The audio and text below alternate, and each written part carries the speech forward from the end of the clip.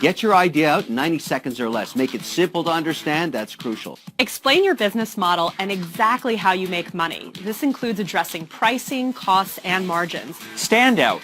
The purpose of the pitch is to whet our appetites and make us clamor for another meeting. So be memorable, show a little verve, sing and dance if you must, but just get that second meeting. Now here's some things you don't want to do. Don't tell me where you went to school and who your girlfriend was or what your dog's name was. I don't care. Stay focused on the business. Don't launch into a long story about the customer's problem, the market, or your team without clearly and succinctly stating what you do. Don't contrive a problem. Sometimes the solution you've developed is perfect.